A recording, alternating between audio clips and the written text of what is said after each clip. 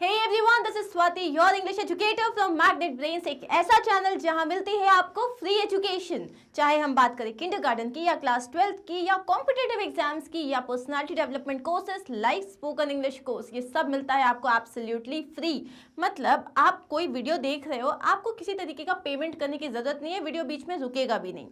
अब यहाँ इस वीडियो में हम कंटिन्यू करने वाले हैं क्लास 10th इंग्लिश के magnet brains sample paper solution for board exam paper 5. I have already completed 4 papers. Now this is paper number 5. So यहाँ पे आपको मिलेंगे NCERT solutions, इसके अलावा आपको मिलेंगे sample paper solutions and then previous year के जो question papers है वो सादा कुछ, मतलब just one platform and trust me for your board exams you are all sorted. तो अब हम start करने वाले हैं ये question paper. Are we ready? Start करें, चलिए। So first of all general instructions. I'm bored of it. So भैया देखो 3 hours का time है. You will get 15 minutes initially so that you can read your paper. There will be 3 sections. First, reading comprehension. Second, grammar and creative writing. Third section will be your literature. Now the entire paper is of 80 marks and here you have to understand that, remember I always say the same thing. जब आप अपना paper start कर रहे हो तब आप कौन से सेक्शन से स्टार्ट करना चाहते हो, ये बहुत इंपॉर्टेंट है। If you think reading comprehension is your forte, start with that. अगर आपको लगता है लिटरेचर बहुत अच्छे से प्रिपेयर किया हुआ है, स्टार्ट विद दैट। अगर लगता है कि यार ग्रामर में क्या है, okay there are certain questions लेकिन बहुत जल्दी जल्दी खत्म हो सकता है, लेटर राइटिंग जल्दी कर लोगे, पैराग्राफ राइटिंग जल्दी कर लोगे, then start with that. But make sure that there is something that has to be your forte. Are we clear with this? चलिए, सो पहले हम सेक्शन ए से स्टार्ट करेंगे, reading skills. Okay, so you have to read the passage, there are 12 questions, you have to attempt 10 questions. Understood? Start. An epidemic of obesity or overweight is affecting many countries around the world. More than 300 million people are obese or overweight. अब epidemic क्या होता है? Pandemic सबको पता है। Epidemic क्या होता है? एपिडेमिक, पैंडेमिक मतलब जो all over the country, all over the world जो है, अगर कोई चीज़ फैली हुई है तो वो पैंडेमिक। अगर एक पर्टिकुलर कंट्री में फैली हुई है तो वो एपिडेमिक। अंडरस्टूड? एक पर्टिकुलर एरिया में। सो यहाँ पे है एक एपिडेमिक जो है जिसका नाम है ओबेसिटी, मतलब मोटापा, और overweight is affecting many countries. ये बहुत सारी कंट्रीज को, पूरे दुनिया में बहुत सारी कंट्रीज को अफेक्ट कर रहा है। 300 million people are obese or overweight. Obesity could be for a particular reason. Obesity किसी एक particular reason की वजह से हो सकती है। In India, some people tend to be overweight due to their high calorie diet and lack of physical activity. India में लोग जो है यूजुअली मोटे क्यों हो जाते हैं? क्योंकि वो बहुत ही हाई कैलोरी वाला फूड ले रहे होते हैं, कचौड़ी, समोसे, chole bhature, and at the same time there is no physical activity, like you do not have to do anything. आप कहीं जा नहीं रहे हो, आप कहीं कोई physical exercise नहीं कर रहे हो। In the United States, obesity is more prevalent in low income groups. अब United States में जो obesity है वो low income groups में ज़्यादा है।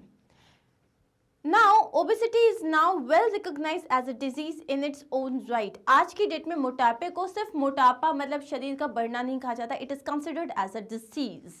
Although obesity commonly means being overweight, it is defined as an excessive amount of body weight that includes muscle, bone, fat and water. Normally हम obesity मतलब क्या बोलते हैं? मोटापा। लेकिन अगर इसको आप सही तरीके से अंडरस्टैंड करोगे तो इसका मतलब होता है एक्सेस वेट। ज़्यादा वेट किस चीज़ का? मसल, बोन, फैट और वाटर। अगर आपकी बॉडी में ये चीज़ें ज़्यादा हैं तो इसका मतलब आप ओबीस हो। Obesity specifically refers to an excessive amount of body fat. मतलब अगर आप पूरा देखो तो ओवरऑल इट इज़ लाइक, अगर बॉडी फैट ज़्यादा है तो it is obesity. Next, a certain amount of body fat is needed to store energy, keep you warm and absorb shock. अब आपकी जो बॉडी है, अगर आपकी बॉडी में बिल्कुल भी फैट नहीं होगा then you would not be able to survive. आपकी बॉडी में एक जो गुड फैट होता है उसकी ज़रूरत होती है। पहली चीज़ तो ये कि जैसे आप किसी दिन खाना लेट खा रहे हो या सुबह से खाना खा लिया आपने, अब आप 6 घंटे का अगर बीच में आपका ब्रेक हो गया है, आप फास्ट रख रहे हो, ऐसे केस में क्या होता है, जो आपकी बॉडी में ऑलरेडी जो स्टोर्ड फैट होता है वो उससे जो है ग्लूकोज बनाना चालू कर देता है और आपकी बॉडी को प्रोवाइड करता है। दूसरी चीज़, आपको ये वार्म रखता है, जैसे कि बेयर्स होते हैं, ठीक है, तो बेयर्स के भी जो है उनका जो फैट का जो पूरा मतलब जो उनका पूरा लेयर होता है, that is what keeps them warm. तो जो लोग बहुत ज़्यादा फैट होते हैं, जैसे जिनके इसमें फैट कंटेंट ज़्यादा होता है, उनको कम ठंड लगती है कंपेयर टू दोज जिनका फैट लेयर कम होता है, पतला होता है। And also absorb shock. So जैसे कि मतलब इट एक्ट्स लाइक अ गद्दा, यू नो, कि आपको शॉक से भी बचाता है ये। In general, men with more than 25% body fat and women with more than 35% body fat are considered obese. So, अगर men में 25% body fat से ज़्यादा और women में अगर 35% body fat से ज़्यादा है तो उनको जो है obese कहा जाता है। Obesity tends to run in families, suggesting a genetic cause. Obesity जो होती है यूजुअली जैसे एक जेनेटिक इश्यू भी हो सकता है कि भैया मेरे घर में सभी मोटे हैं तो मैं भी मोटा हूँ। Environmental factors include lifestyle, such as what a person eats and how active a person is. अब इसके बाद ये तो हो गए जेनेटिक फैक्टर्स, इसके अलावा होते हैं एनवायरमेंटल फैक्टर्स, मतलब जिसमें आपकी लाइफस्टाइल इंक्लूड होती है, आप क्या खा रहे हो, कितना चल रहे हो, क्या काम करते हो, कितना स्ट्रेस ले रहे हो, etcetera. Therefore, one must choose more nutritious foods that are low in fat and become more active. अगर आपको लग रहा है आपने थोड़ा भी मोटापा आप गेन करते जा रहे हो and you're not able to control, so first of all control your food habits. और उसके अलावा आप न्यूट्रिशियस फूड लो जिसमें आपके पास बहुत ज़्यादा जो है फाइबर रहेगा, सफेद रहेगा और आपका फैट लेवल कम करना पड़ेगा। Then there are psychological factors. Negative emotions like boredom, sadness and anger are the main culprits. आपने देखा होगा जब आप बहुत बोर हो रहे हो तो कुछ समझ में नहीं आता तो आप एक मैगी का पैकेट बना के खा लेते हो। आप बहुत ज़्यादा सैड हो तो आपको चॉकलेट खाने का मन करता है। अगर आप बहुत ज़्यादा गुस्सा होते हो तो आपको लगता है कुछ भी है, बस I just want to eat something. Now this is what, ये आपके साइकोलॉजिकल फैक्टर्स हैं जहाँ आप ओवर ईटिंग करते हो, again it leads to obesity. Then there is also binge eating, that is when people eat large amounts of food thinking it's out of their control how much they eat. Binge eating is क्या आप movie देखते हो Netflix पे and you are eating and eating and eating, you don't want to stop. आपको भूख नहीं लग रही, you just don't want to stop. आपको लगता है कि यार मेरे में तो कंट्रोल ही नहीं है, मैं तो नहीं कर पाऊंगा, and you don't stop. This is known as binge eating. Those with the most severe problem of binge eating are also likely to have more symptoms of depression and low self-esteem. अब देखो क्या है, आपको जब आप अपना ख्याल रखते हो, when you take care of yourself, you would not do this. Why? Because you know कि ये चीज़ आपकी बॉडी को हार्म कर रही है। तो जो लोग बिंज ईटिंग करते हैं मेजरली वो लोग या तो डिप्रेस्ड होते हैं या उनकी सेल्फ एस्टीम बहुत कम होती है। I do not want to get fat. मेरे लिए it's not about how people will look at me, मेरे लिए it's important to have a healthy lifestyle to make sure that my body is extremely fit. मैं अगर अपना ख्याल रख रही हूँ मतलब मैं डिप्रेस नहीं हूँ, right? So that is another factor. Obesity is a health hazard that leads to many serious medical condition. अब obesity एक health problem है जो कि बहुत ज़्यादा serious medical conditions जो होती हैं उसको उस तक आपको पहुंचा सकती है, मतलब आपकी तबीयत बहुत ज़्यादा ख़राब हो सकती है, जैसे कि टाइप 2 डायबिटीज़ हो सकता है, heart disease, high blood pressure and आपको स्ट्रोक भी आ सकता है। Obesity is also linked to a higher rate of certain types of cancer. अगर आप बहुत ज़्यादा आप ओबीस हो तो क्या होता है उसमें आपको कुछ कैंसर के जो सिम्टम्स हैं वो भी शो हो सकते हैं, मतलब आपका एक तरीके से ये कह लो कि आप ज़्यादा प्रोबेबिलिटी होती है कि आपको कैंसर हो जाए। There are many ways to lose weight, but exercise is the best at as it has no harmful side effects. अब लोग जो है लाइपोसक्शन करवाते हैं, लोग बहुत सारे सर्जिकल प्रोसेस करवा सकते हैं, लेकिन अगर आपको अपना वेट शेड करना है so the best option is to exercise and keep your diet in control. अब ये हो गया हमारा पैसेज खत्म, ठीक है? बहुत इंटरेस्टिंग पैसेज था, आपको ज्ञान भी मिला होगा।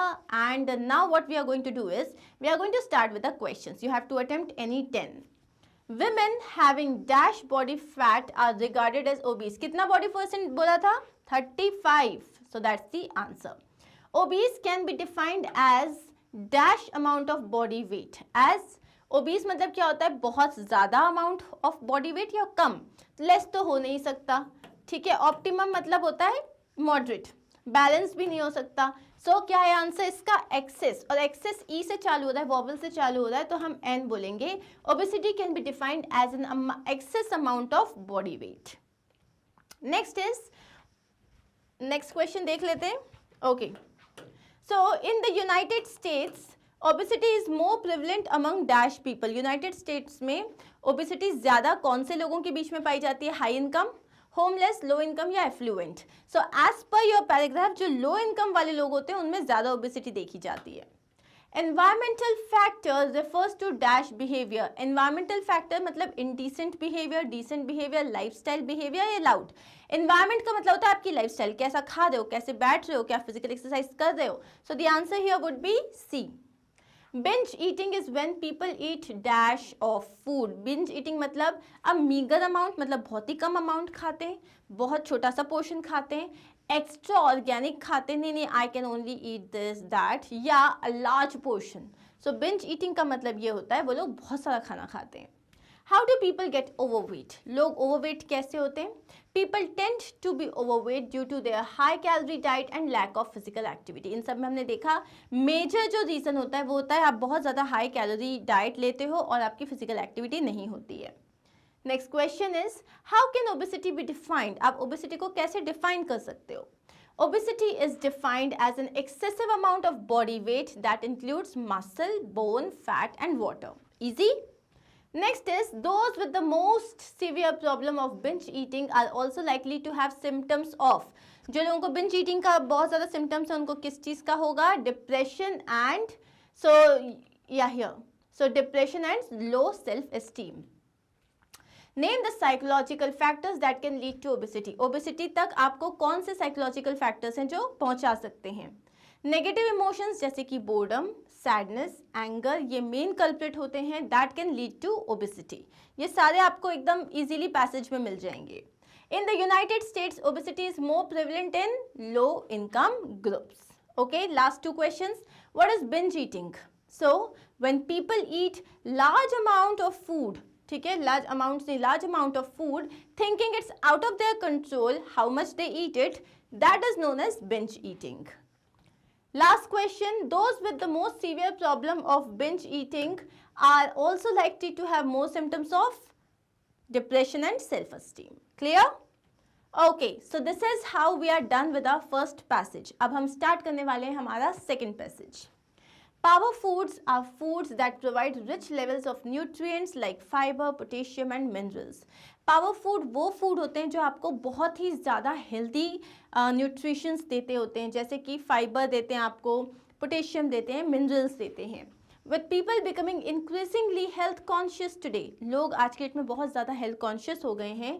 A lot of fitness trainers encourage their clients to include these food in their daily diet to increase muscle development. अब क्या हो रहा है, बहुत सारे जो आपके पर्सनल ट्रेनर्स होते हैं, फिटनेस ट्रेनर्स होते हैं, वो आपको बोलते हैं कि ये सारे जो मतलब पावर फूड जो होते हैं इनको अपने खाने में इंक्लूड किया जाए ताकि आपका मसल डेवलपमेंट हो पाए.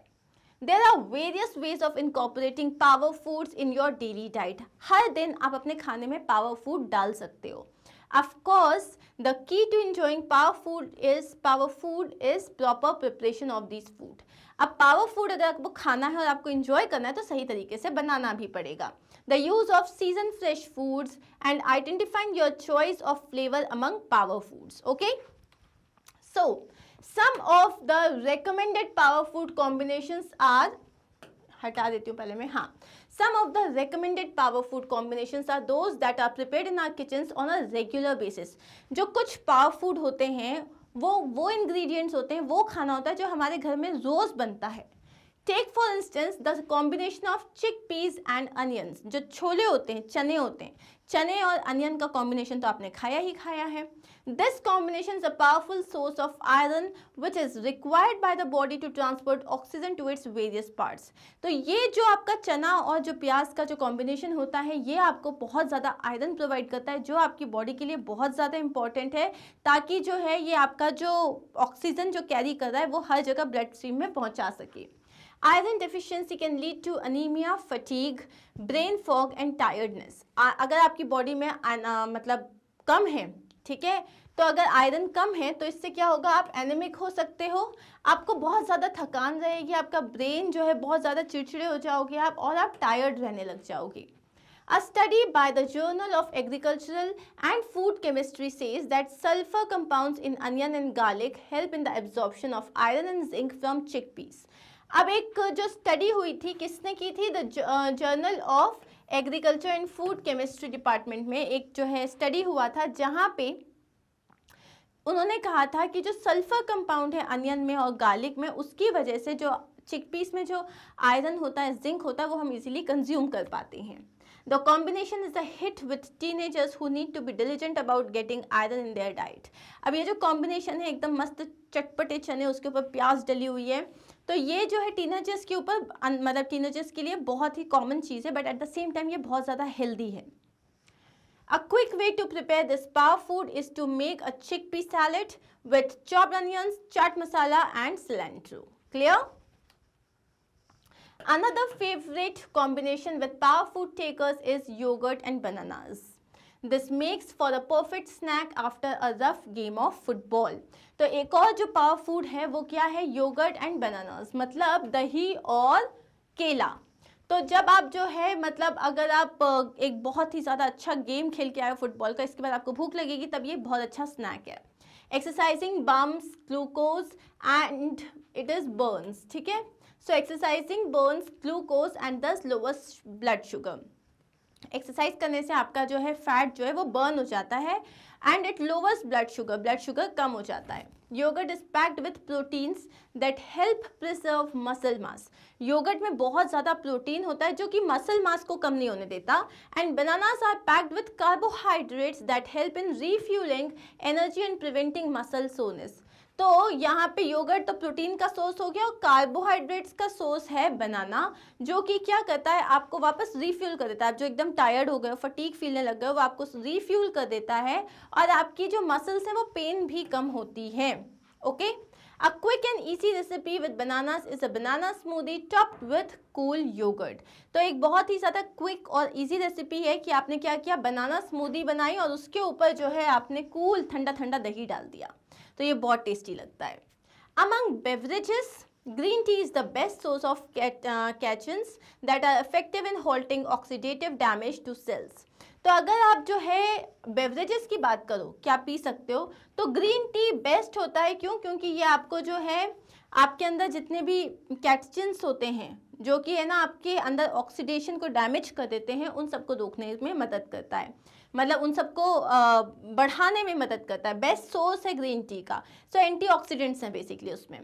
According to researchers at the Purdue University, adding a dash of lemon juice to green tea makes the catechins even more easily absorbed by the body. तो अगर यहाँ पे जो है पर्ड्यू यूनिवर्सिटी ने ये बोला कि अगर आप ग्रीन टी में थोड़ा सा नींबू मिला लेते हो तो ये और ज़्यादा आपको एंटीऑक्सीडेंट्स प्रोवाइड करते हैं। So the next time you have, instead of our friends serve them round of, so next time whenever you have a party, okay, next time whenever you have a get together, all your friends, you know, they serve them rounds of ice green tea with mint and lemon juice. तो सब लोग जितने भी आए उनको ice tea देना with mint, थोड़ी पुदीना और थोड़ा लेमन जूस डाल के। This is how your birthday should be. ठीक है, अब यहाँ हो गया हमारा पैसेज खत्म। आते हैं हम क्वेश्चन आंसर्स में। पहला क्वेश्चन है what are power foods. So power foods क्या?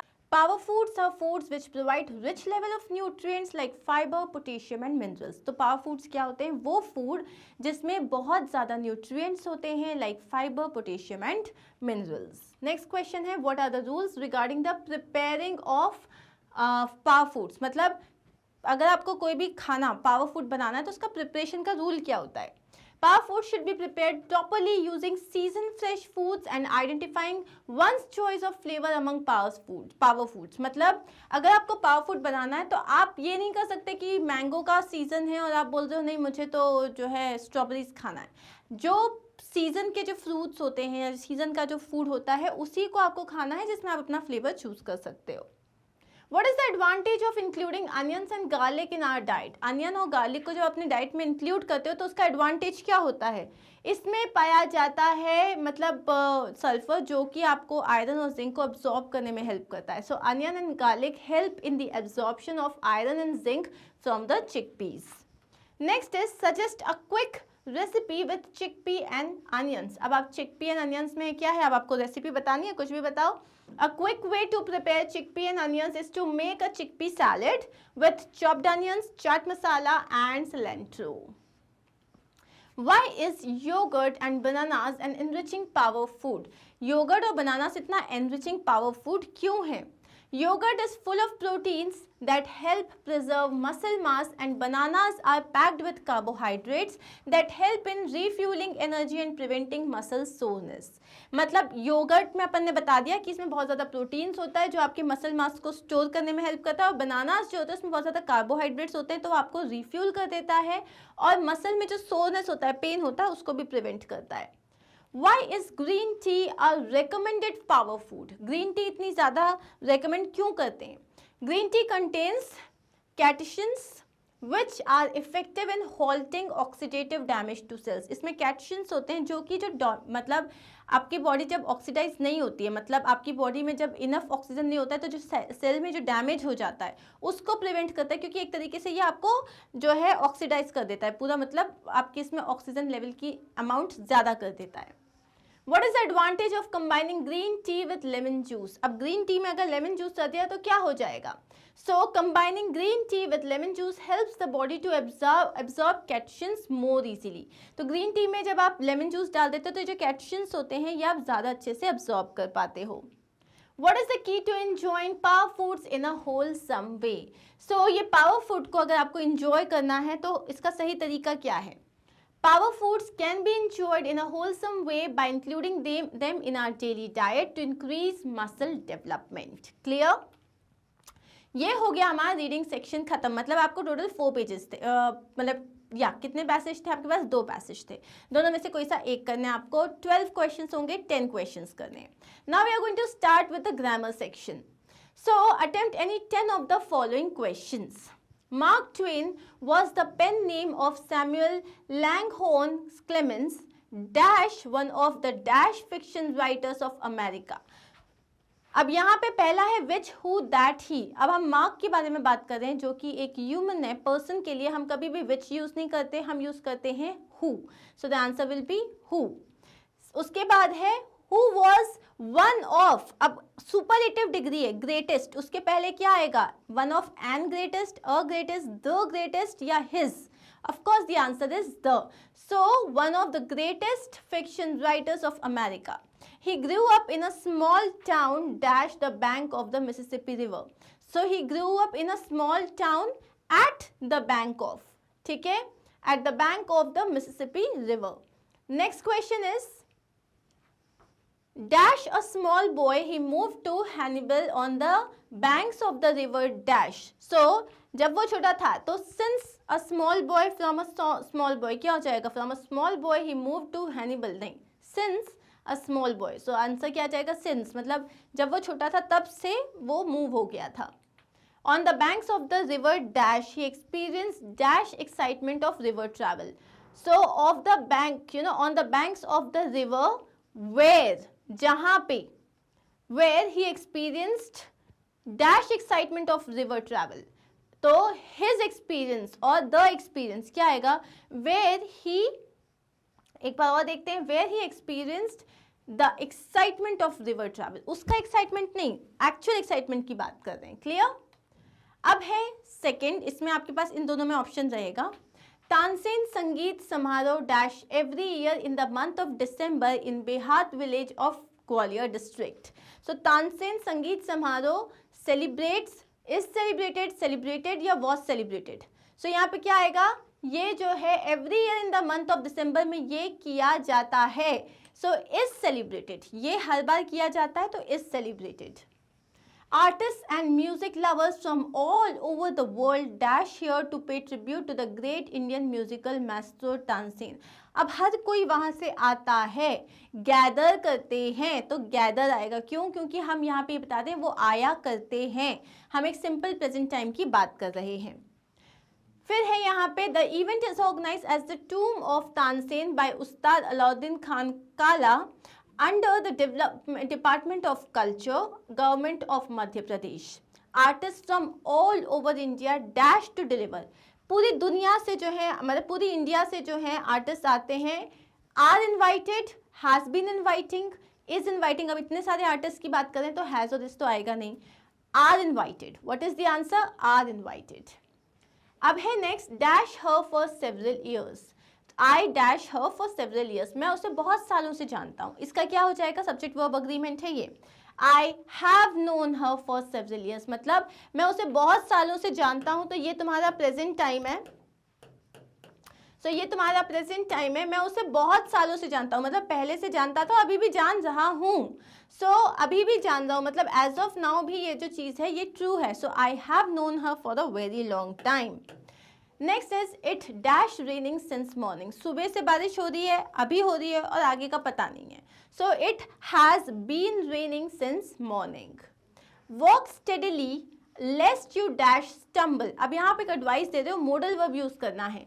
Work steadily lest you would stumble, should stumble, could या ought to, you should stumble. Okay, lest के साथ आप शुड यूज करते हो। The sky is clear dash it rain today, आप possibility बता रहे हो, तो the sky is clear, may it rain today, might it rain today, could it rain today, should it rain today. So the answer is might. Might क्यों use किया हमने यहाँ पे, क्योंकि चांसेस हमें बिल्कुल नहीं पता, ऐसा बस लग रहा है। Which option displays the correct change of the following to reported speech? I shall go there. किसने बोला? John. John said that he should go there. Right? या क्या होगा इसका? John says. अब देखो भाई, एक चीज जो तुम्हें याद रखनी है, यहाँ पे John said नहीं है, John says है। When it is written कि ये जब said जो आपका रिपोर्टिंग वर्ब है, अगर वो प्रेजेंट टाइम में होगा, तब यहाँ पे टेंस का कोई चेंजेस नहीं होगा। John says that, अब यहाँ पे क्या हो जाएगा, that he shell go there और he will go there, that's it, कोई चेंजेस नहीं होंगे। ओके, सो नेक्स्ट क्वेश्चन है, he said honesty is the best policy, तो हम क्या बोलेंगे, ही सेड। अब यहाँ पे चेंज होगा, क्यों? क्योंकि ये जो है सेड है, ये पास्ट में है, लेकिन honesty is a best policy ये तो एक ट्रुथ है, ये एक फैक्ट है। इस फैक्ट को तुम और मैं तो चेंज नहीं कर सकते, तो जो चीज़ें फैक्ट होती हैं वो वैसी की वैसे रहती हैं। तो he said that honesty is the best policy. Understood? So हमारा फर्स्ट आंसर हो जाएगा। My neighbourhood dash very popular, मेरा जो नेबरहुड है वो बहुत ही ज़्यादा पॉपुलर है।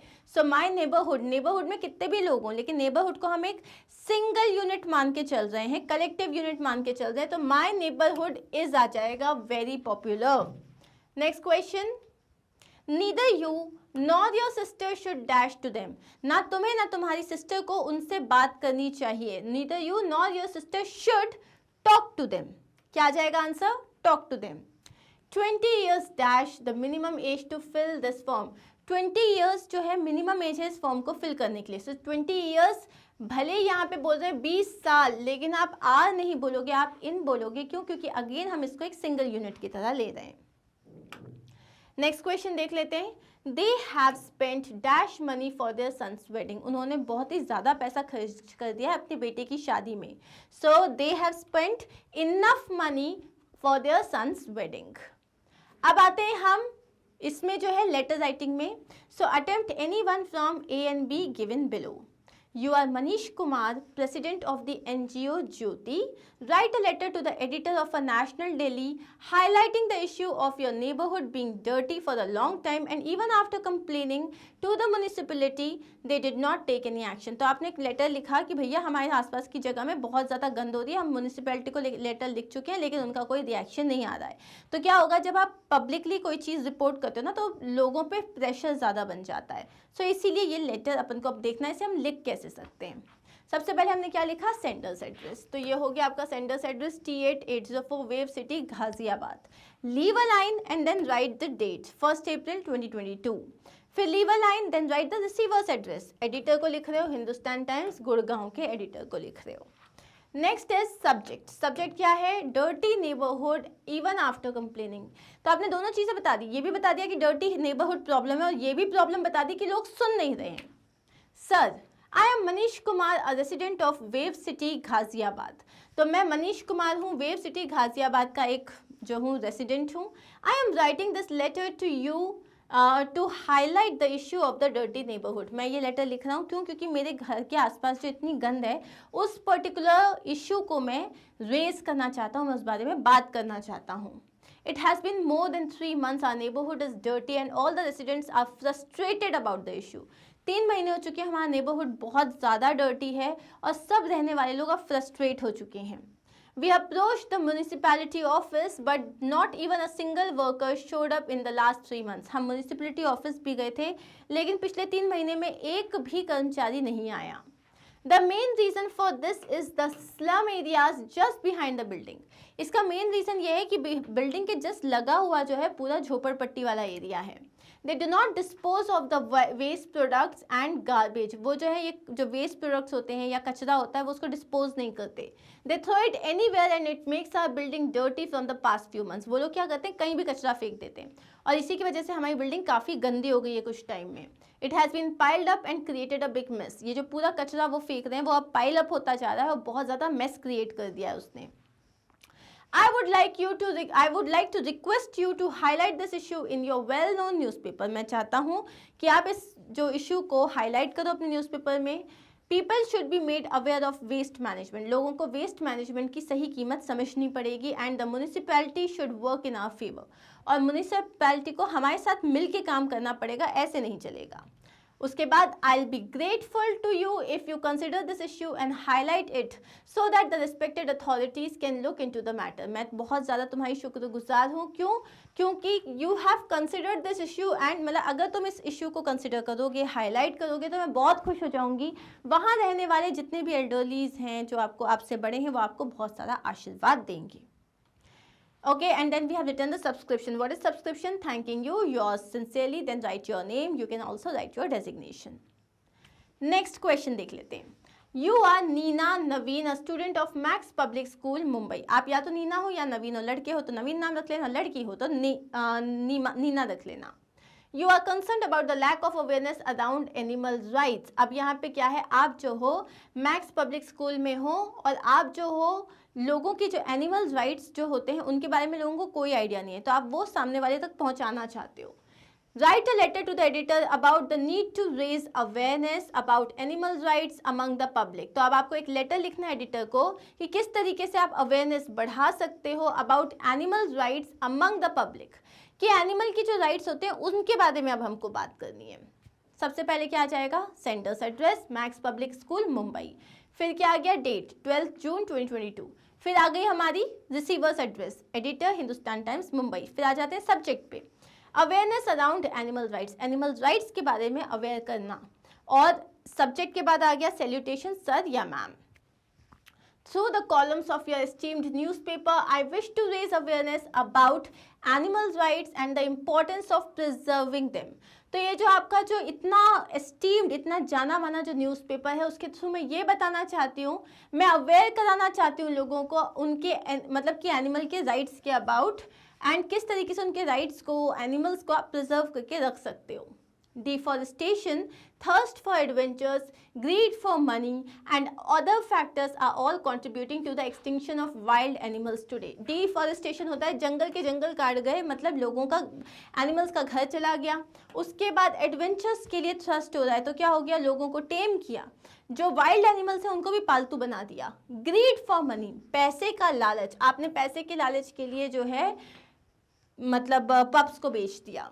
And other factors are all contributing to the extinction of wild animals today. और इससे भी अलावा बहुत सारे अलग अलग रीजंस हैं जिसकी वजह से वाइल्ड एनिमल्स जो हैं वो ख़त्म होते जा रहे हैं. Because of man's avarice, many wild animal species are on the verge of extinction. ये जो मैन का जो ये पूरा जो ग्रीड है ना, इसकी वजह से बहुत सारे जो वाइल्ड एनिमल्स हैं अब वो एक्सटिंक्ट होने वाले हैं. Animals like humans have the right to live and also contribute to ecological balance. Humans की तरह animals के भी कुछ basic rights हैं and they can actually enjoy that. Despite the fact that the government has launched numerous programs aimed at protecting wild animals, no positive results have been achieved. अब क्या है, government ने बहुत कोशिश की, बहुत सारे अलग अलग प्रोग्राम्स जो है उसने चालू करे ताकि वो वाइल्ड एनिमल्स को प्रोटेक्ट कर पाए, लेकिन इसका कोई पॉजिटिव रिजल्ट निकला नहीं. Some people keep pet animals because but do not take proper care of them. कुछ होते हैं जो पालतू जानवर को रख तो लेते हैं लेकिन उनका ख्याल नहीं रखते। This is not called for and government agencies should create laws to check and prevent such incidents. अब ये ऑब्वियसली कोई रिपोर्ट नहीं करेगा, लेकिन गवर्नमेंट एजेंसीज जो होती हैं, एनजीओज जो होते हैं, उनको आके इस बारे में तहकीकात करनी चाहिए, समझना चाहिए। Many private organizations are making efforts, but legal intervention will make strict implementation of rules.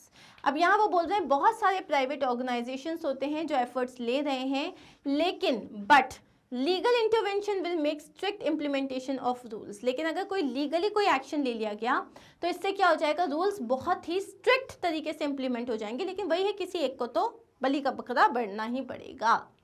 Kindly publish this letter so that we can create awareness among the masses. Okay, thanking you, yours faithfully Neena or Nevin. That is it. Are we clear with this? चलिए आगे बढ़ते हैं। So now we have the analytical paragraphs. Study the graph given below.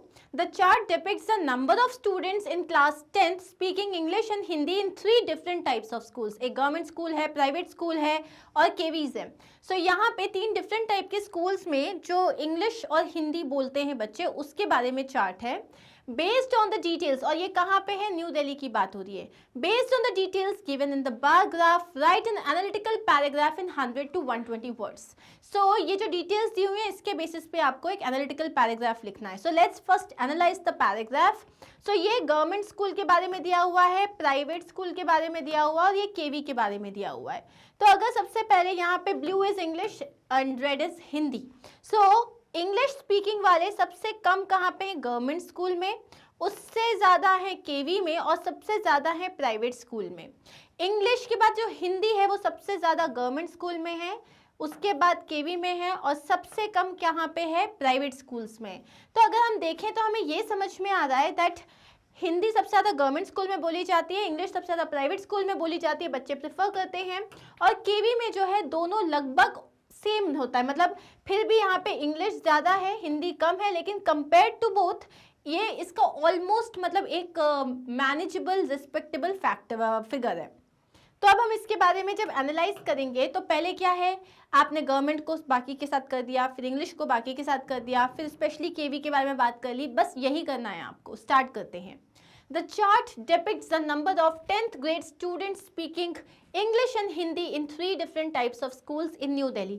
सबसे पहले क्या किया है, हमने बता दिया, इंट्रोडक्शन दे दिया कि एग्जैक्टली जो है इस बार ग्राफ में दिया क्या हुआ है। The chart clearly illustrates that the number of students speaking Hindi in government schools is almost 3.5 times greater than the number of students who speak English. तो सबसे पहले अब हम गवर्नमेंट स्कूल के बारे में बात कर रहे हैं कि गवर्नमेंट स्कूल में 3.5 गुना ज़्यादा लोग हिंदी बोलते हैं। उसके बाद क्या है, इन कॉन्ट्रास्ट, और इसके ऑपोजिट में in contrast 2/3 of the total students in private schools prefer to speak in English. तो इंग्लिश जो है अगर प्राइवेट स्कूल में देखें तो 2/3 जो है वो सिर्फ इंग्लिश बोलना प्रेफर करते हैं प्राइवेट स्कूल्स में। अब अगर हम केवी स्कूल में देखें तो केवी में there is a slight difference between the choice of 2 languages with Hindi being spoken by 55% of students. अब केवी में क्या है, 55% स्टूडेंट्स जो हैं वो हिंदी बोलते हैं, बाकी के इंग्लिश बोलते हैं। In comparing the 3 types of given schools, government schools have the highest number of Hindi speakers. तो अगर आप इन तीनों को कंपेयर करो तो गवर्नमेंट में हिंदी स्पीकर सबसे ज़्यादा हैं, प्राइवेट में इंग्लिश स्पीकर सबसे ज़्यादा हैं। इन अ नटशेल, तो अगर अपन ओवरऑल देखें, इन अ नटशेल का मतलब है अगर हम पूरा जो है बात को जो है समराइज करें, private school students prefer to speak English whereas government school students choose Hindi over English to communicate. तो प्राइवेट स्टूडेंट्स जो होते हैं वो इंग्लिश बोलना प्रेफर करते हैं, गवर्नमेंट स्कूल्स वाले हिंदी बोलना प्रेफर करते हैं कम्युनिकेट करने के लिए। Students are almost evenly distributed in KVs on the basis of the language spoken. लेकिन केवीएस में देखो तो ऑलमोस्ट सिमिलर है, लैंग्वेज के बारे में इतना आप जो है इतना ज़्यादा डिफरेंस नहीं है। क्लियर, समझ में आया? नेक्स्ट क्वेश्चन, इसमें ऑप्शन में जो सेकेंड क्वेश्चन है वो देख लेते हैं। A survey was conducted in the national capital in over 20 schools about the different activities that interest the children in the age group of 13 to 15 years. एक survey conduct किया गया था, कहाँ पे, national capital in over 20 schools। National capital कौन है, दिल्ली, ठीक है। तो कहाँ पे कंडक्ट हुआ था, ये दिल्ली में हुआ था और 20 स्कूल्स में ये कराया गया था, ठीक है, जिसमें डिफरेंट एक्टिविटीज़ कराई गई, जैसे कि dance, cricket, music, art, theatre कराया गया। और कौन से बच्चे? 13 से 15 ईयर्स के बच्चों के बीच में। एक पैराग्राफ लिखना है एनालाइजिंग दिस इन्फॉर्मेशन। तो अब यहाँ पे देखो डांस, क्रिकेट, म्यूजिक, आर्ट और थिएटर है। सबसे ज़्यादा बच्चे किस में इंटरेस्ट हैं? म्यूजिक में इंटरेस्ट हैं, उसके बाद क्रिकेट में इंटरेस्टेड हैं, उसके बाद थिएटर में इंटरेस्टेड हैं। Then this is almost the same, right, dance and art. तो यहाँ पे हमें पता चल रहा है कि 60 बच्चे हैं वो सिर्फ और सिर्फ म्यूजिक में इंटरेस्टेड हैं। तो ये एनालाइज करने के बाद अब हम इस पे पैराग्राफ लिखेंगे। The bar graph shows children aged 13 to 15 years from 20 schools interested in different activities ranging from dance, cricket, music, art and theatre. तो यहाँ पे सबसे पहले हमने इंट्रोड्यूस कर दिया अपने पूरे एनालिटिकल पैराग्राफ को, ठीक है। It is evident from the graph. अब पहला एविडेंस देख रहे हैं हम, that highest number of students जो हैं वो क्या चाहते हैं? वो म्यूजिक लर्न करना चाहते हैं। और out of a total of 190 students, around 60 students are following music as their extra curricular activities. Total 190 में से 60 लोग जो है वो सिर्फ म्यूजिक पे फोकस करना चाहते हैं। Cricket and theatre get an almost equal enrolment of approximately 40 students each. Cricket है और जो थिएटर है इसमें ऑलमोस्ट 40 बच्चे हैं। At the lowest of all, dance and art attract 25 students in each group. सबसे कम है डांसर्स और आर्टिस्ट्स, तो डांस और आर्ट को ऑलमोस्ट 25 स्टूडेंट्स हैं पर ग्रुप में। In a nutshell, each child is unique with a different set of interest. अब ये तुम्हारा क्या है? कंक्लूजन हो गया, ठीक है। अब इसमें तुम और भी चीज़ें बोल सकते थे कि इसको अगर बढ़ा करना है, तो अगर मान लो 60 बच्चे जो हैं वो सिर्फ और सिर्फ म्यूजिक सीख रहे हैं आउट ऑफ 190, तो अगर मैं इसको जो है डिवाइड करके परसेंटेज निकाल दूँ तो मुझे पता चल जाएगा कितने % बच्चे हैं जो कि म्यूजिक में इंटरेस्टेड हैं, राइट। अब आगे बढ़ते हैं। In a nutshell, each child is unique with a different set of interest and hobbies. हर बच्चा अलग होता है, उसकी अलग अलग खूबियाँ होती हैं। Hence they are widely distributed in their choice of free time activities. तो जो फ्री टाइम में जो एक्टिविटीज़ मिलती है उसमें वो लोग काफ़ी ज़्यादा एक्साइटेड रहते हैं, उनके पास बहुत सारे ऑप्शंस रहते हैं करने के लिए। Okay, so here we are done. अब आपके पास जो नेक्स्ट क्वेश्चन है वो है लिटरेचर का। लिटरेचर सेक्शन अब हम स्टार्ट कर रहे हैं। तो लिटरेचर सेक्शन में आपके पास पहला क्वेश्चन क्या है? Attempt any one of the 2 extracts given. तो इसमें आपको 2 एक्सट्रैक्ट दिए जाएंगे। पहला प्रोज में 2 में से 1 करना होगा, दूसरा पोम रहेगा, 2 में से 1 करना रहेगा। तो स्टार्ट करें सबसे पहले प्रोज से। The house, the only one in the entire valley, sat on the crest of a low hill. From his height, one could see the river and the field of ripe corn dotted with the flowers that always promised a good harvest. The only thing the earth needed was a downpour or at least a shower. Throughout the morning, Lencho, who knew his fields intimately, had done nothing else but see the sky towards the northeast. तो यहाँ बोल रहे हैं कि पूरे valley में बस एक ही घर था, set on the crest of the low hill, वो जो नीची सी पहाड़ी थी उसके एकदम टीपरी पे वो घर था। फ्रॉम दिस हाइट, इस हाइट से कोई भी जो इंसान है वो पूरी की पूरी रिवर को और वो जो भुट्टे के जो लहराते हुए खेत हैं उनको देख सकता है। उसमें जो फ्लावर्स हैं वो इतने अच्छे हैं, ऐसा लग रहा है कि इस बार बहुत अच्छी खेती होगी। अब अर्थ को बस एक ही चीज़ चाहिए, वो है मॉनसून्स चाहिए, एक बार अच्छी बारिश हो जाए। Through out the morning, Lencho, जो कि जानता था अपनी फील्ड्स को बहुत अच्छे से, इंटीमेटली जानता था, वो सिर्फ स्काई को नॉर्थ ईस्ट की तरफ देख रहा था। क्यों देख रहा था? वहीं से बादल आएंगे, वहीं से बारिश होगी। अब इस एक्सट्रैक्ट के बेस पे हमें क्वेश्चंस दिए हुए हैं, 5 क्वेश्चंस आएंगे। Based on the detail of the house's location, how can it be best described? Majestic था, imposing, solitary या unique? So the answer is solitary, अकेला था। The field of corn dotted with flowers means that, अब ये जो field है corn की जिसमें एकदम flowers बने हुए हैं, ये क्या चीज़ बताते हैं? Not a single flower was bigger than a dot. जो फ्लावर्स थे वो पूरे स्कैटर्ड, बिखरे हुए थे।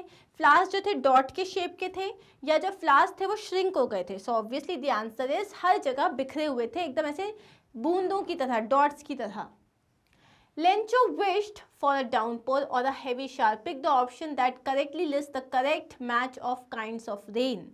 तो यहाँ पे लेंचो जो है उसको जो है उसने क्या विश किया था, जोर की बारिश हो जाए, डाउनपोर हो जाए या हेवी शावर हो जाए। तो अब हमें ये सब जो है इनकी मीनिंग्स बताने हैं। सबसे पहला क्या है, हैवी रेन। हैवी रेन का मतलब क्या होता है, very heavy rain, tropical rain, no, it's coming down quite strong and you get very wet very quickly. तो यहाँ पे आप क्या बोलोगे, जो आंसर क्या हो जाएगा आपका, 1 का आंसर हो गया 3, which is it is coming down pour quite strong and you get very wet very quickly. अब है thunderstorm. Thunderstorm violent short lived weather disturbance associated with lightning, thunder, strong gusty winds. तो यहाँ पे thunderstorm क्या हो जाएगा, ये heavy rain क्या हो गया, सी। अब है ड्रिजल। ड्रिजल मतलब हल्की फुल्की बारिश, light rain that falls in very fine drops, तो इसका मतलब हो जाएगा ड्रिजल। अब है टॉरेंशियल रेन। टॉरेंशियल रेन का मतलब होता है कि वेरी हैवी ट्रॉपिकल रेन को आप टॉरेंशियल रेन कहते हो। और डाउनपोर का मतलब क्या हो गया, 3 का 1, 4 2 का 4 2 5 4, सो 4 का 2 हो गया एंड 5 का डाउनपोर का क्या हो जाएगा, really heavy rain that comes very suddenly. Downpour हो गया ना, कहीं बारिश का नामो निशान नहीं, अचानक से बहुत जोर से बारिश हो जाए, ठीक है। चलिए नेक्स्ट क्वेश्चन देखते हैं। ये तो आपके आंसर्स हो गए, आगे बढ़ते हैं। Based on the given extract what is Lencho not likely to look think while looking at his field. अब जो ये एक्सट्रैक्ट दिया इसके हिसाब से लेंचो को क्या देखना नहीं रहेगा, what is Lencho not likely to think, वो क्या नहीं सोचा रहेगा अपनी फील्ड को देखते time, such a blessing God thank you, ये तो उसने सोचा ही होगा क्योंकि उसके खेत हैं। All set for the grand harvest, I am going to be rich, मतलब मेरा अभी पूरा खेत जो है वो ऑलमोस्ट तैयार हो गया है, इस बार तो देखना बहुत अच्छा पैसा मिलेगा। Just downpour God and everything will be perfect, बस एक बार बारिश करा दो सब सही रहेगा। तो ये भी सोच रहा होगा I wish we have enough food to eat after this harvest, काश इस हार्वेस्ट के पास बाद इतना पैसा हो कि खाना खा पाए। आंसर क्या हो जाएगा इसका 4, so that is something that he is not thinking. Okay, next question है Which quote supports the idea in the given extract? Farming is a profession of hope. Farming मतलब इसकी जो profession है ये है ही उम्मीद पे जिंदा। I would rather be on my farm than be emperor of the world. मैं अपने फार्म में रहना पसंद करूँगा, मुझे नहीं बनना दुनिया का बादशाह। Farming looks mighty easy when your plow is a pencil and you're 1,000 times from the cornfield. Farming जो है वो बड़ी easy लगती है जब तुम्हें ना एक्चुअल में मतलब फावड़ा लेके चल पूरा खोदने की जगह आपकी बस उंगली से पेन से ड्रॉ करना है, जबकि आप उस फील्ड से जिसको आप ड्रॉ कर रहे हो उससे आप हज़ारों मील दूर हो। इसीलिए यहाँ पे फार्मिंग को बहुत ज़्यादा रिस्पेक्ट, मतलब ये जो है ये जो पूरा कोट है ये यही बता रहा है कि सबसे ज़्यादा इंपॉर्टेंट क्या है, मेहनत करना। सो इसका आंसर क्या हो जाएगा, आंसर हो जाएगा पहला कि फार्मिंग मतलब क्या है, होप का प्रोफेशन है। अब हम आते हैं दूसरे एक्सट्रैक्ट बेस्ड क्वेश्चंस पे।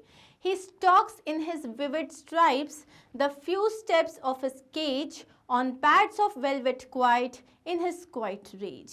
अब ये जो है कि वो जो टाइगर इन द जू का है ये, तो इसमें पहला क्वेश्चन क्या है, who is he in the above lines, tiger. Next question is where is he, वो कहाँ पे इस वक्त वो एक बंद केज में है। उसका मूड कैसा है, वो बहुत हैप्पी है, सैड है, एंग्री है, साइलेंट है, वो बहुत ज़्यादा गुस्सा है।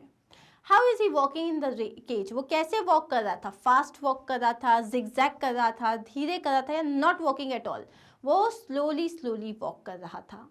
पैड्स ऑफ वेलवेट का मतलब क्या होता है, टाइगर की स्किन, उसके विस्कस, उसके सॉफ्ट सोल्स या नन ऑफ दिस, उसके सॉफ्ट सोल्स जिसमें वो चलता है तो आवाज़ नहीं आती। Attempt any one of the 2 extracts given, तो अभी हमने देख लिया एक एक्सट्रैक्ट, अब हम दूसरे एक्सट्रैक्ट में जाते हैं। Poor Kisa Gotami now went from house to house, and the people pitied her and said, "Here is mustard seed, take it." But when she asked, "Did a son or daughter, a father or mother die in your family?" they answered her, "Alas, the living are few, but the dead are many. Do not remind us of our deepest grief." And there was no house, but some beloved one had died in it. यहाँ पे क्या हुआ, poor जो कीसा गौतमी थी वो एक घर से दूसरी घर जाती थी, लोग उस पर दया भी करते थे, तो पूछती थी कि ये लो चलो थोड़े सरसों के दाने रखे हुए हैं इनको लेके चले जाओ। तो बोलती थी क्या तुम्हारे घर कोई बेटा, कोई बेटी, कोई फादर मदर, कभी भी किसी की डेथ हुई है?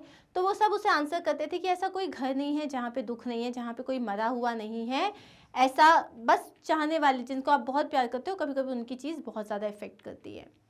तो पहला क्वेश्चन क्या है, the community's response to Kisa in the above extract was somewhat different from before, why do you think that was the case. अब ये जो कम्युनिटी का रिस्पॉन्स था वो डिफरेंट था, they had learn from Buddha sermons, क्योंकि अब वो बुद्धा की बातों से समझ गए थे।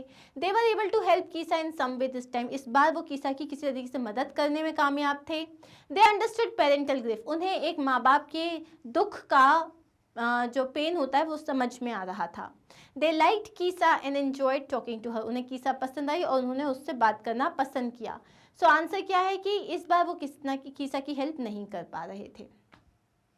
Which of the following options represent the correct understanding of the word poor in the phrase poor Kisa Gautami? अब यहाँ poor Kisa Gautami क्यों बोला है, क्यों बताया है यहाँ पे कि यहाँ पे आपको बताना है कि poor का मतलब क्या है, in need of money, गरीब, weak, अनफॉर्चुनेट या inferior. The answer is unfortunate. क्यों अनफॉर्चुनेट, मतलब यहाँ पे जिसकी किस्मत खराब हो, गरीब तो थी नहीं वो। Do not remind us of our deepest grief, the tone of the speaker, इसमें वो बोल रहा है कि हमें अपने जो इतना ज़्यादा पेन है उसकी याद मत दिलाओ। इसमें टोन क्या है, वो डिसइल्यूशन्ड है, वो मतलब उसे समझ में नहीं आ रहा है वो कहाँ है, वो स्केप्टिकल है, मतलब श्योर नहीं है, आयरनिक है कि जो होता है जो सोचते हैं वो कहाँ होता है, कुछ अलग ही होता है, या सोलेम मतलब कभी कभी। द आंसर इज कभी कभी, मतलब जो है ना, do not remind us of our deepest grief. Grief का मतलब क्या होता है, एकदम अकेलापन, अजीब सा लगना। Pick the option that explains the living few but the dead many, इसका मतलब क्या है, it shows the high death rate and low birth rate in the city of Banaras.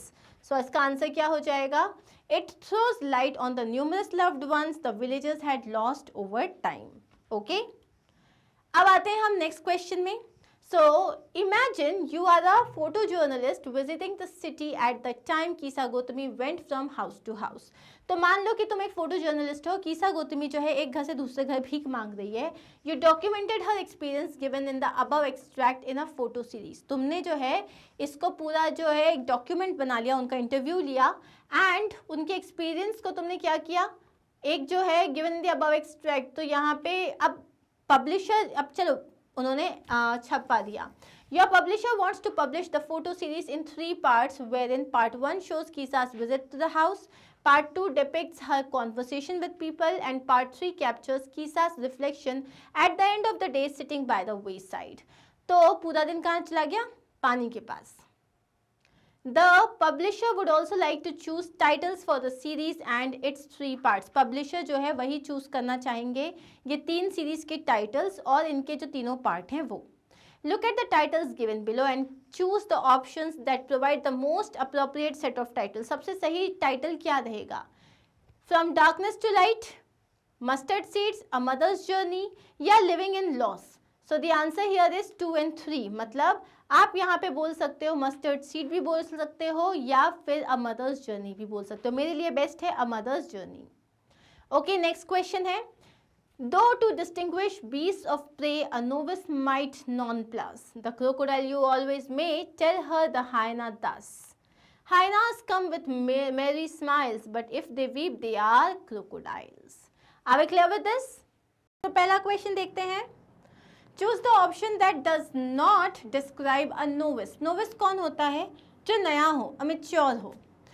Lakshman has played cricket for the first time today. पहली बार वो कर रहा है तो ये तो नोविस है। Samiksha has been teaching for last 10 years, 10 साल से पढ़ा रही है तो वो तो कोई न्यू बर्ड नहीं है, तो ये तो नहीं है। Srishti went for her first French class yesterday, first class, तो ये भी नोविस है।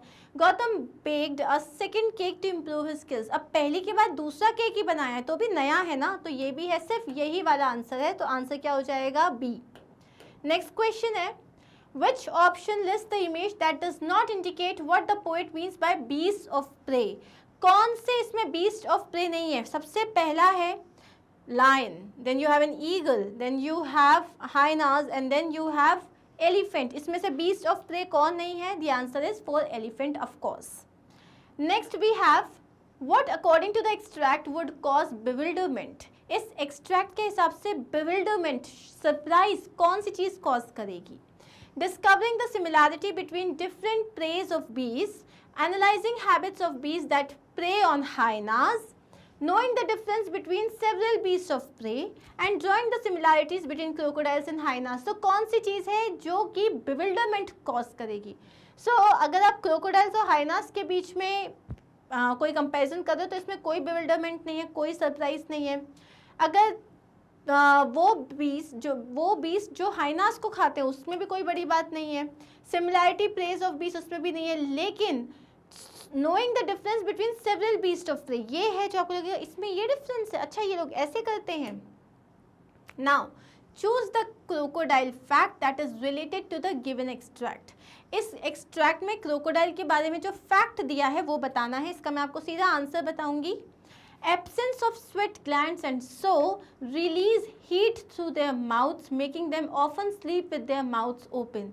अब ये कितनी इंटरेस्टिंग बात है कि इनके पास स्वेट ग्लैंड्स नहीं होते. जैसे हम पर्सपिरेशन जो होता है हमारे इसमें, हमें जो गर्मी लगती है, हमारी बॉडी हीट बढ़ जाती है तो स्वेट के थ्रू वो रिलीज हो जाता है. लेकिन इनका जो है स्वेट ग्लैंड्स नहीं होते तो ये मुंह खोल के जो है अपनी हीट निकालते हैं. कभी कभी मुंह खोल के सो जाते हैं ये लोग. Okay, choose the line from the given stanza that the poet takes liberty with to fit to the rhyme scheme. So जो इसमें जो rhyme scheme दी हुई है उसके हिसाब से यहाँ पे rhyme scheme है hyenas come with merry smiles. मतलब अगर आप उसी poem को कंटिन्यू करोगे तो ये लाइन जाएगी. नेक्स्ट है, अब हम आते हैं नेक्स्ट जहाँ पे आपको 5 क्वेश्चंस दिए हैं, उसमें से आपको कोई 4 क्वेश्चंस करने हैं. शॉर्ट आंसर टाइप से 40 to 50 वर्ड्स में इसको आंसर करना है. ये सारे क्वेश्चंस आते हैं आपके फर्स्ट फ्लाइट बुक से. Your teacher organized a mini debate competition in class on the topic courage, wisdom and generosity are the only attributes of a remarkable leader.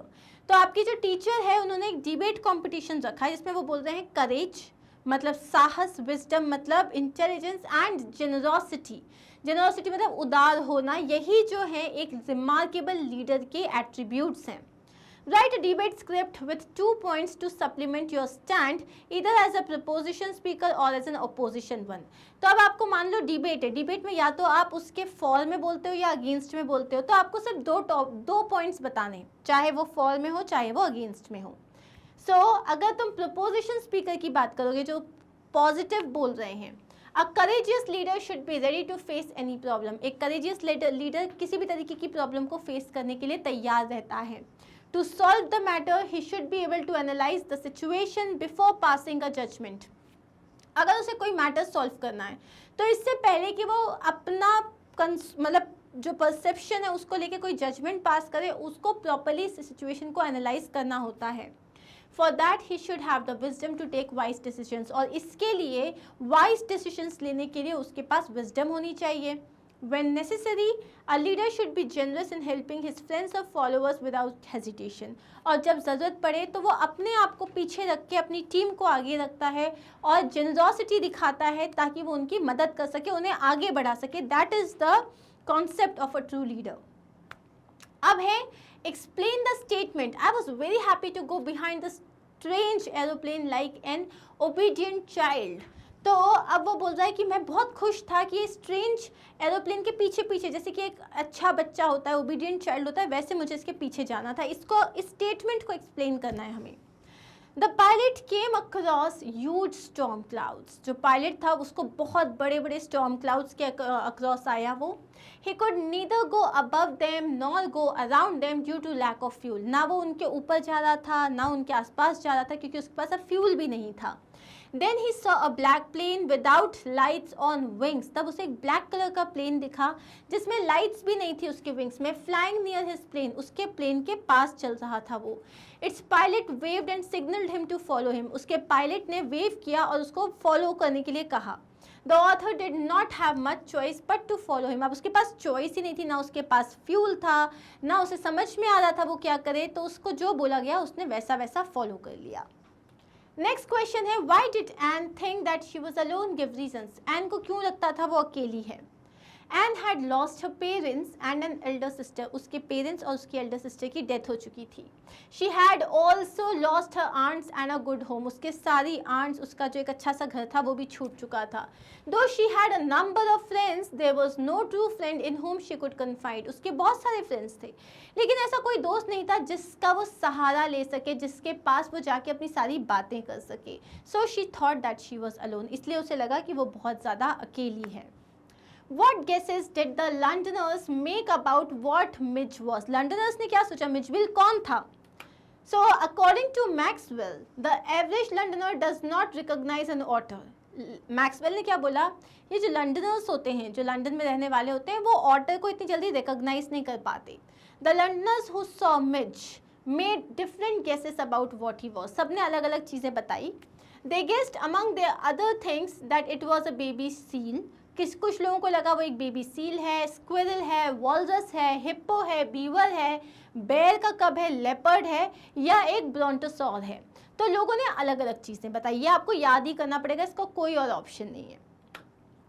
Why didn't Valli want to make friends with the elderly woman? वल्ली ने क्यों मना कर दिया उसको, वो elderly woman से क्यों दोस्ती नहीं करनी थी? The elderly woman had big earlobes with big holes. उनके जो earlobes होते हैं, ये पार्ट बहुत बड़ा था, उसमें बड़े बड़े holes थे. She was chewing betel nut. वो पान खा रही थी. And the betel juice was about to seep out of her mouth. और खाते खाते जो है उसका जो पान का जो जूस था वो बाहर आने वाला था. She was giving a sight of unrefined elderly lady. वो एक बिल्कुल भी जो है unrefined मतलब जो बिल्कुल भी पॉश नहीं थी, जो बिल्कुल अच्छी नहीं लग रही थी, वैसी लेडी की फील आ रही थी उसके पास. That is why Valli did not want to make friends with her. इसीलिए वल्ली को उनके साथ दोस्ती नहीं करनी थी. Okay, so here we are done with short answer questions for first flight. अब हम आते हैं फुटप्रिंट विदाउट फीट में. यहाँ पे again you have got 3 questions, उसमें से 2 करने हैं आपको, ठीक है. Do you think Tricki was happy to go home? What do you think will happen now? क्या तुम्हें लगा कि ट्रिकी वापस चला गया है तो अब वो खुश रहेगा वहाँ पे? Yes, Tricki was very happy to go home. Tricki was always also happy at the surgery. वो घर जाने के लिए बहुत खुश था, लेकिन वो सर्जरी में भी खुश था. When the dog was brought into the surgery, it was ill. जब वो डॉग जो था उसको सर्जरी में लेके आए थे तब वो बहुत उसकी तबीयत खराब थी. But in spite of it, dog got cured in 2 days without any medication. लेकिन excuse me, 2 ही दिन में डॉग की तबीयत ठीक हो गई without any medication. Proper diet and regular exercise helped a lot in its speedy recovery. Proper diet हुआ, regular exercise हुआ, इससे उनकी speedy recovery में बहुत help हुई. The dog regained its best health and was no longer ill. जो dog था उसकी best health उसने regain की, अब उसकी तबीयत बिल्कुल ख़राब नहीं थी. Now, I think the same pampering will start again. अब मुझे लगता है मिसेस पम्फ्री जो है वापस वही पैम्परिंग स्टार्ट कर देगी. Mrs Pomfrey will take excessive care of the dog. वो डॉग का बहुत ज़्यादा ख्याल रखेगी. There is no doubt it was her, loan, but excess of everything is her love. अब ये हम सब मानते हैं कि वो उनका प्यार था, लेकिन किसी भी चीज़ की अति खराब होती है. ओके, नेक्स्ट क्वेश्चन है. Horace Danby was good and respectable but not completely honest. Why do you think this description is apt for Horace? Why can't he be categorized as a typical thief? Horace Danby जो था वो बहुत अच्छा था, respectable था, लेकिन completely honest नहीं था. ठीक है, और यहाँ पे बोला गया है कि क्या ये डिस्क्रिप्शन सही है? क्यों हम उसे, वो चोर तो है लेकिन क्या वो एक टिपिकल थीफ है? सो इसका आंसर हो जाएगा Horace's habits were not typical of a thief. उसकी जो हैबिट्स थी वो एकदम टिपिकल थीफ के जैसी नहीं थी. He was fond of books. उसको बुक्स पढ़ना बहुत पसंद था. He use to steal only once in a year. वो साल में बस एक ही बार चोरी करता था. So he was never stealing more than his needs. अपनी ज़रूरत से ज़्यादा, उसके अंदर ग्रीड नहीं थी, तो अपनी ज़रूरत से ज़्यादा वो कभी चुराता नहीं था. However an act of theft is still a crime. लेकिन अब चोरी तो चोरी होती है. No matter how well a thief behaves. वो थीफ कितना भी अच्छा बिहेव करे, वो तो थीफ ही है. So this description is apt for Horace. तो वो अच्छा था, थोड़ा सा रिस्पेक्टेबल था, लेकिन फिर भी वो थीफ था.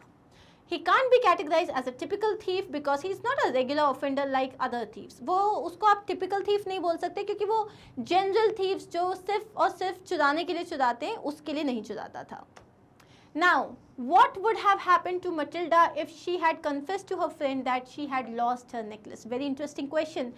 Matilda का क्या होता अगर उसने अपनी फ्रेंड को जाके सीधा सीधा बता दिया होता कि भैया तुम्हारा जो नेकलेस है वो घूम गया? So, truth and honesty would have saved Matilda from her doom. Matilda की जो पूरी लाइफ ruin हो गई, उससे बच सकती थी अगर वो सच्चाई का और honesty का साथ लेती तो. If only she had been courageous enough to confess to her friend the truth of the necklace, she would have come to know that it was a fake one that cost a mere 500 francs. तो अब वो बोल रही है कि अगर उसको ये पता होता, उसके अंदर थोड़ा भी करेज होता अपनी फ्रेंड को सच्चाई बताने के लिए, तो वो उसको पता चलता कि वो नेकलेस तो फेक था, वो तो झूठा नेकलेस था, सिर्फ 500 फ्रैंक्स का था. She would not have spent her husband's entire inheritance and borrowed 18,000 francs to pay for its replacement. उसको अगर पता होता है इसे 500 फ्रैंक्स का है तो अपनी हस्बैंड का पूरा उसने प्रॉपर्टी बेच दिया, सारा कुछ बेच दिया. They started living like beggars. And क्यों? क्योंकि उन्होंने 18,000 रुपीज़ का नेकलेस बोरो करके उसकी फ्रेंड को वापस किया. In fact, she would have saved herself and her husband from 10 long years of crushing poverty, misery and back-breaking labor. वो अपने और अपने पति को बचा सकती थी 10 साल की क्रशिंग पावर्टी, जो उन्होंने गरीबी देखी है, मिसरी देखी है और जो इतना ज़्यादा काम किया है बैक ब्रेकिंग लेबर से. ओके, अब आते हैं हम फाइनली लॉन्ग आंसर क्वेश्चंस में. Griffin's unlawful activities devalue his scientific discovery. What are some of the qualities that he should develop? अब ग्रिफिन की जितनी भी अनलॉफुल एक्टिविटीज़ थी उसकी वजह से उसकी साइंटिफिक डिस्कवरी की कोई वैल्यू ही नहीं रह गई. कौन सी क्वालिटीज़ है जो उसे डेवलप करना चाहिए? Griffin was a scientist who had actually made a major discovery that of invisibility.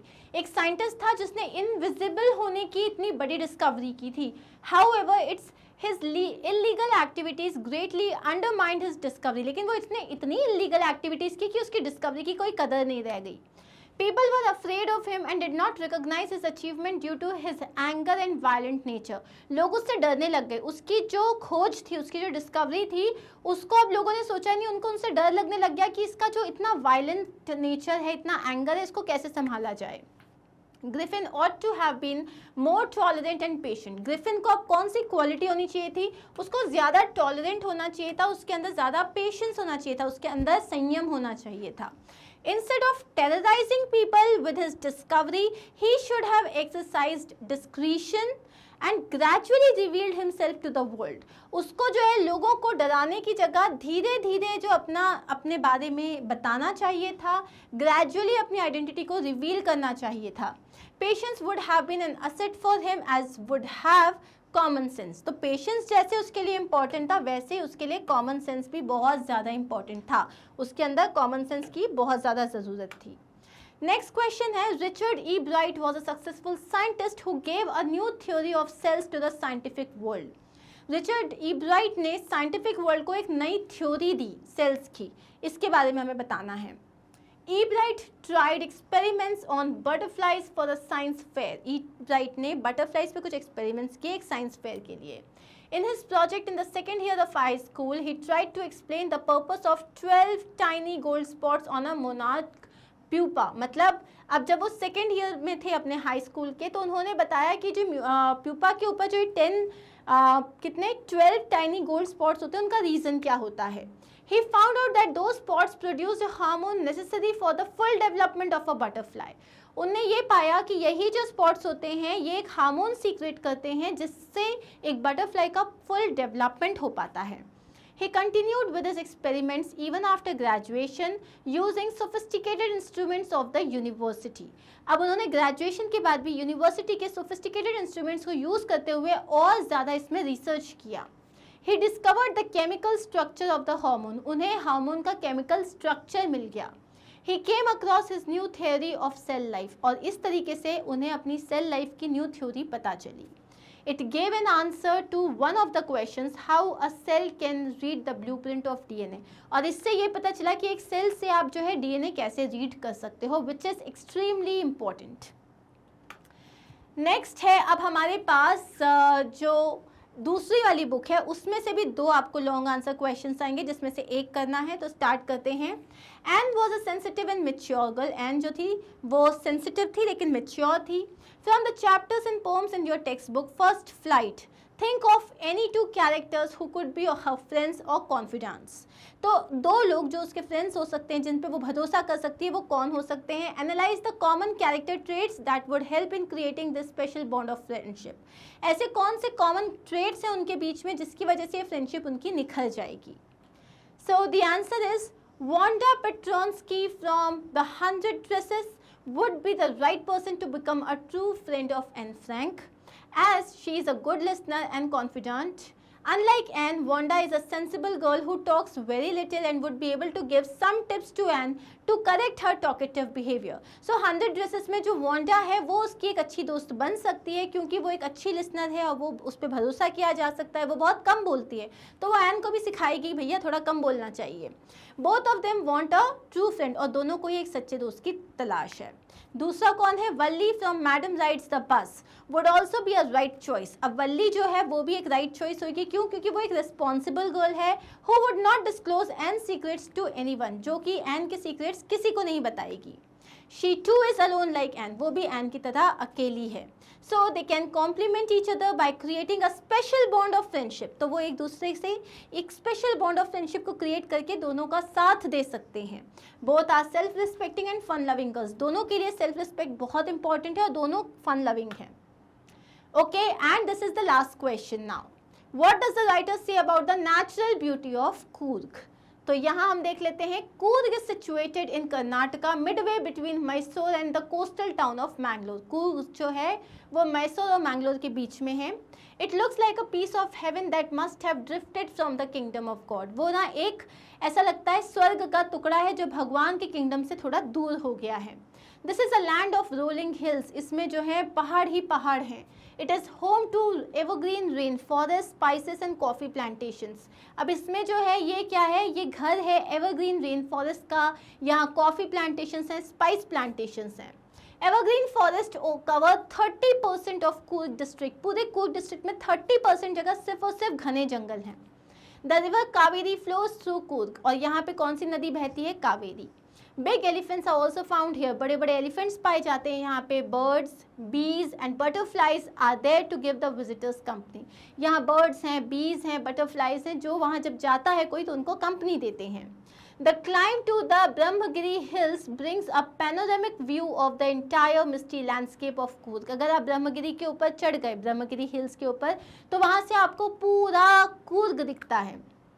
It is said that the people searching for the heart and soul of India find many surprises in Coorg. ऐसा कहा जाता है कि जो लोग India का heart and soul ढूंढने के लिए आए हैं उन्हें कूर्ग में बहुत सरप्राइजेस मिलते हैं. And here we come to an end to the sample paper 5. I hope you were able to attempt all the questions. नहीं आया तो भी कोई बात नहीं, अब आप समझ गए हो.